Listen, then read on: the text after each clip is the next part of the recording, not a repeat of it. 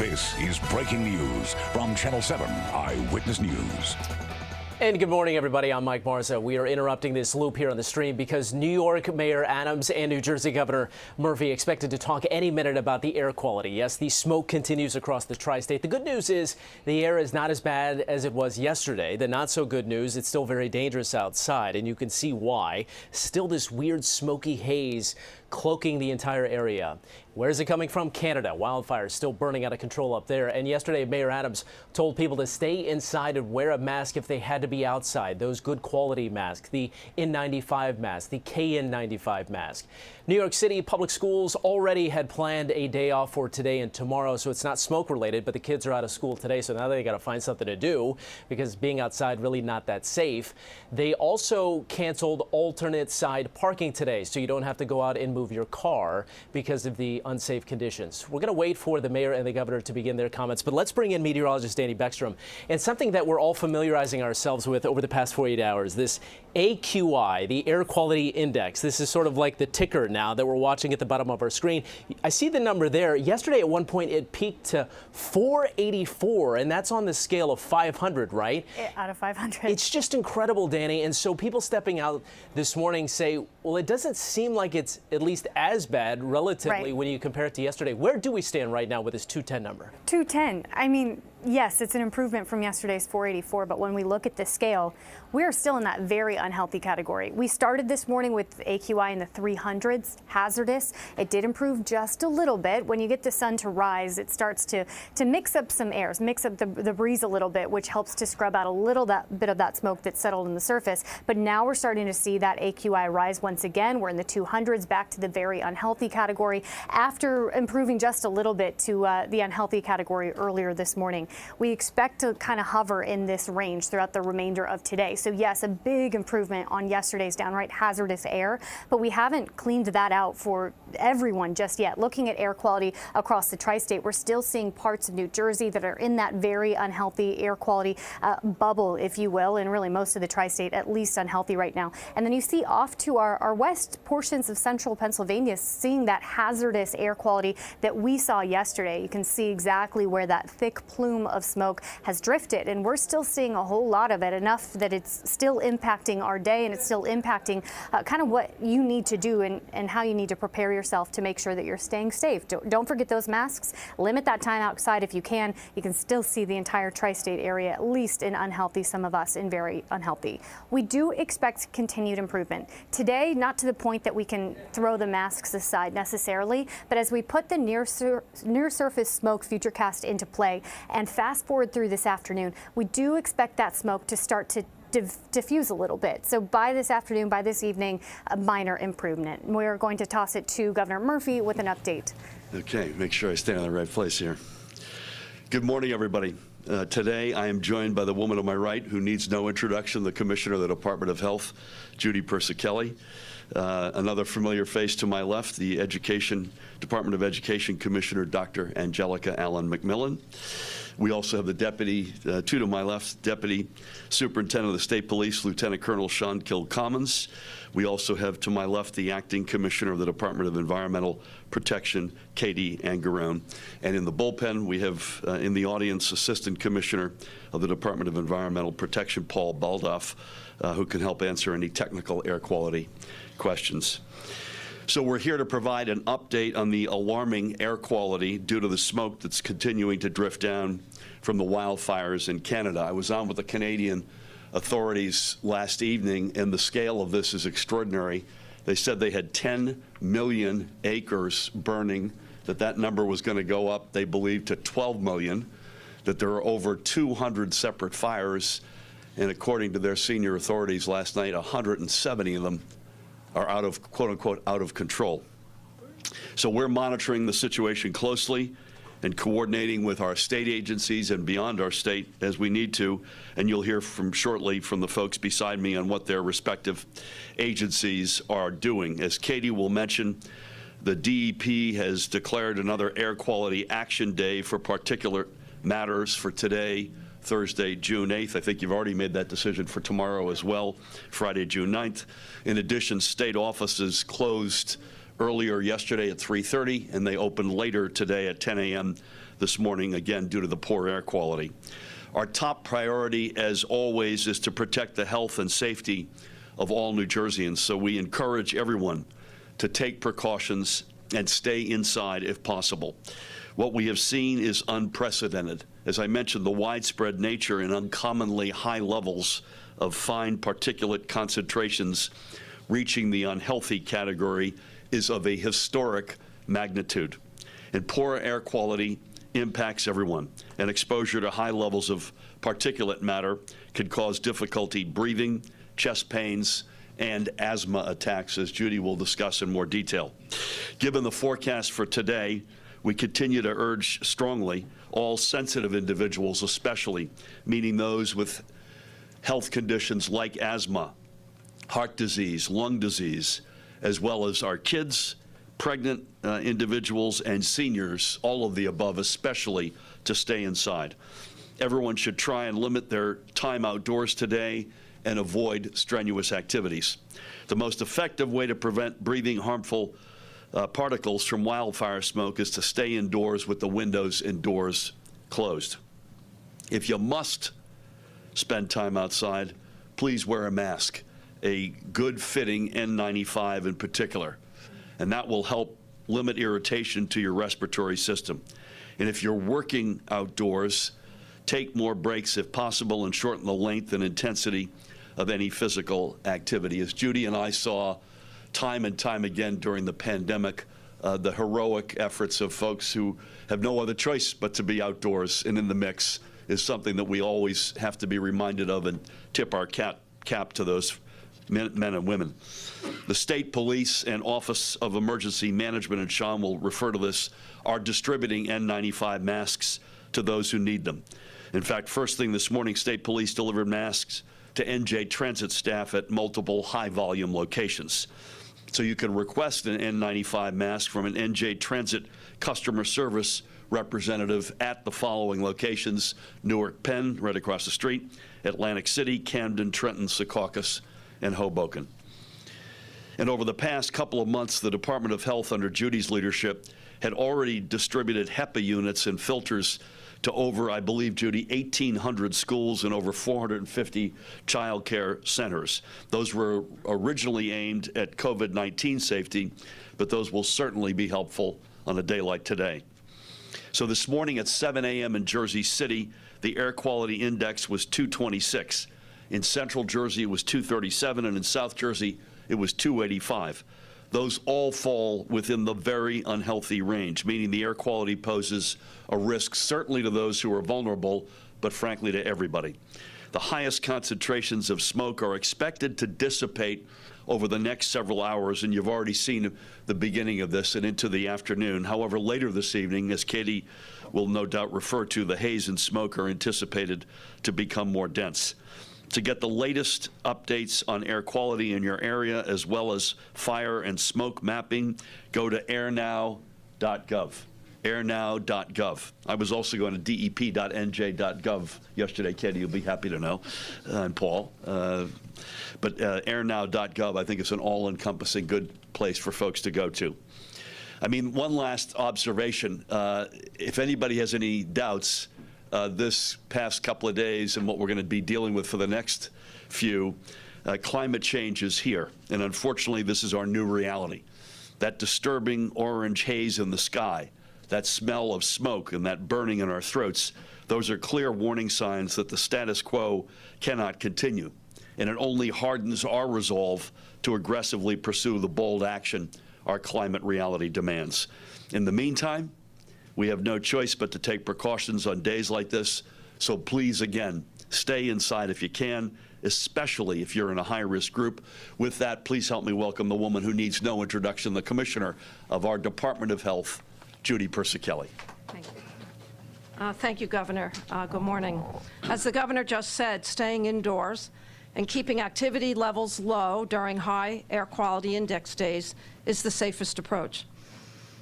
At the highest risk are older adults, pregnant women, young children, and especially individuals with underlying respiratory diseases such as chronic obstructive pulmonary disease, particularly asthma, emphysema, and chronic bronchitis. Children are particularly at risk from exposure to wildfire smoke and poor quality air quality. This is because they breathe more air relative to their size and are more active than most adults. The health effects of wildfires on children can include chest tightness or pain, shortness of breath or trouble breathing, coughing, irritation of nose, throat, and eyes, and feeling dizzy or lightheaded. We recommend that you check the local air quality levels daily using sites like US EPA's airnow.gov and search by your zip code. For everyone, and especially our children, outdoor activity should be minimized and athletic or physical education stopped until air quality improves.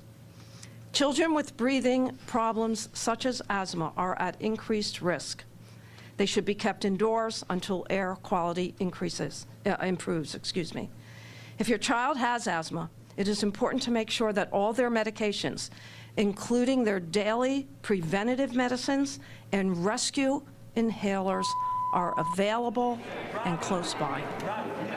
Some steps you can take to keep yourself safe include wearing a well-fitting N95 mask. All right, you've been listening to Governor Murphy and the Health Commissioner Judy Persichilli detailing the situation in New Jersey. Governor Murphy saying that he talked to Canadian officials overnight. The fire's now 200 burning, 170 out of control in Canada. Some 10 million acres burned so far, and an estimated 12 million.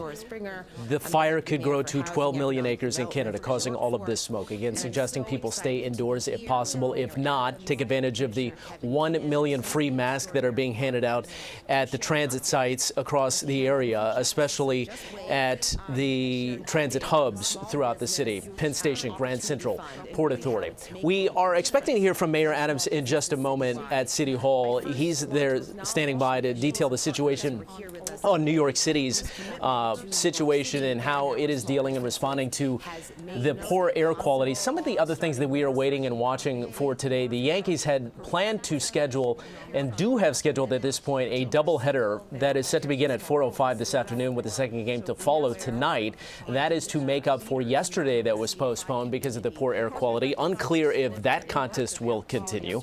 New York City Public Schools already out today for a pre-planned scheduled day off, so they're not off because of the smoke, but other districts have decided to cancel. We're talking about Yonkers, Newark, Elizabeth, Long Beach, and Freeport. Some of the region's larger school districts making the decision to go ahead and close today. We heard from Governor Murphy detail the situation that is happening in Canada that has caused these unsafe conditions that persist here in the tri-state today. I mentioned he spoke with the officials up there in Canada and the fires that are burning, and then also suggesting that people just stay indoors here. There is a free air quality monitor that we have on our site right here where you are watching ABC7NY. You can plug in your zip code, find out exactly that AQI.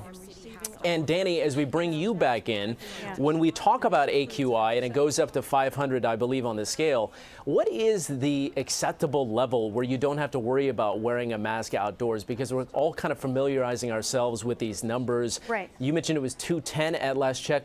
What does it need to drop to feel safe without a mask outdoors? What's considered good is anywhere from 0 to 50. So that puts in perspective how intense that AQI of 484 was at our peak yesterday. And even right now, hovering between unhealthy and very unhealthy, not great, right? I wanted to mention something. Governor Murphy brought up the fact that this is an unprecedented event, but it's not just for us here in the tri-state area. This is unprecedented in terms of the country. Stanford's ECHO Lab, which stands for Environmental Change and Human Outcomes Lab, actually released yesterday some data that showed Tuesday's air quality event, the wildfire smoke event in the tri-state area, was the third worst wildfire smoke event in the country. They started taking data in the early 2000s. It was only beat out by an event September 13th and 14th in the West Coast that had a layer of haze from Northern California up the Pacific Northwest into Seattle. So Tuesday was the third worst wildfire smoke day in the country when it comes to population impacts and air quality. And yesterday was worse. So we're waiting for those numbers to be updated in terms of where yesterday compares. But I would bet it's right up there with the worst air quality day in the country's history when it comes to wildfire smoke. So that's how serious it was. This isn't just us not being used to the poor air quality or the wildfire smoke. It really is historic for our country with that thick layer of haze that moved in yesterday. Right now, again, we're at 199. This is the latest, so minor fluctuations. We're technically in that unhealthy category now rather than very unhealthy like we were 30 minutes ago. But we expect to kind of be somewhere between that throughout the rest of the day. Here's a look at the remainder of the tri-state. Again, off to our west, we're still seeing that bubble of very hazardous air over portions of Pennsylvania. That's what we saw yesterday. And I do want to kind of show you what we expect as we move into the next 24 hours or so. Today, it is going to remain unhealthy. Masks are needed, limiting that time outside. By later tonight, we'll notice this thins out a little bit. And it looks like by the time we wake up tomorrow morning, finally some cleaner air. We don't expect it to be all resolved tomorrow. It's kind of slow and steady with this wind direction shift that we expect. But it does this is at least optimistic, right? It gives us a little hope that Right. Friday looking better, and as we move into the weekend, Saturday and Sunday, we do expect improvement, and it all has to do with just the wind direction shift that we're looking at, and that's definitely something we need. So today, unhealthy air quality continues. A few showers possible tonight. Tomorrow, cloudy and cooler, but better air quality. Not perfect, but moving in the right direction. It looks like by this weekend, warmer and drier, and it does look at this point like it should be healthy enough to be outside by the weekend. I do want to show you just the wind direction. See these arrows coming out of the north-northwest?